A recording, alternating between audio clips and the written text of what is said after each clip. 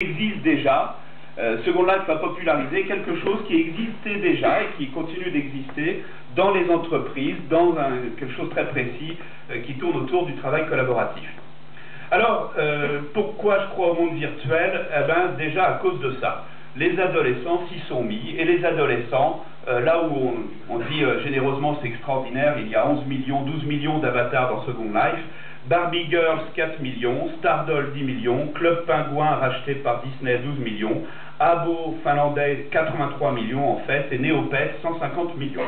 Donc dès qu'on s'intéresse au monde virtuel adolescent, on trouve déjà des chiffres qui sont un ordre de grandeur supérieur. Alors pour moi les adolescents sont intéressants parce que c'est ceux d'après la génération Y, et donc c'est ceux qui vont être dans les entreprises d'ici une dizaine d'années, et qui vont arriver avec déjà une habitude de ces mondes virtuels qui est autrement différente que celle de nous pauvres adultes, puisque vous savez tous, pour ceux qui ont testé Second Life, qu'au bout d'un quart d'heure, on en a marre de se casser la figure, de se cogner dans les murs, de se cogner dans les autres, et on se dit, oh là là, jamais, jamais je ne pourrais utiliser un truc comme ça. Exactement ce qu'on me disait du web d'ailleurs, je ne sais pas où cliquer, je ne sais pas où mettre les trucs, etc. Donc, déjà, les mondes virtuels, les adolescents, y sont déjà. Alors, je vais faire un focus sur Second Life parce que Second Life a beaucoup de propriétés intéressantes parmi les mondes virtuels pour adultes.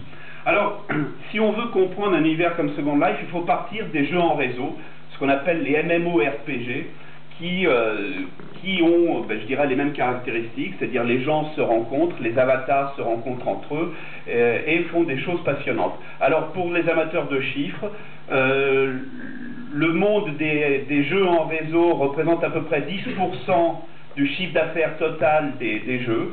Le chiffre d'affaires total de tous les jeux informatiques, toutes plateformes confondues, représente 3 fois le chiffre d'affaires du cinéma. Donc vous voyez, c'est pas inintéressant. Et parmi ces jeux-là, eh bien, World of Warcraft, qui est le plus connu, représente une très grosse partie. En revanche, il s'est passé un phénomène très intéressant, c'est que quand vous êtes dans World of Warcraft, vous fabriquez des personnages, vous fabriquez des objets, vous pouvez les revendre sur eBay.